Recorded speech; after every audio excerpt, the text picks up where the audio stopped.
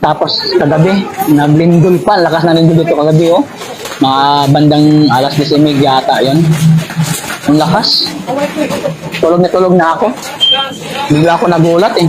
So, kasi dumuyan yung kama ko eh. Akala ko may humila sa akin sa kama. Yung pala, ang lakas ng lindol kagabi. Grabe.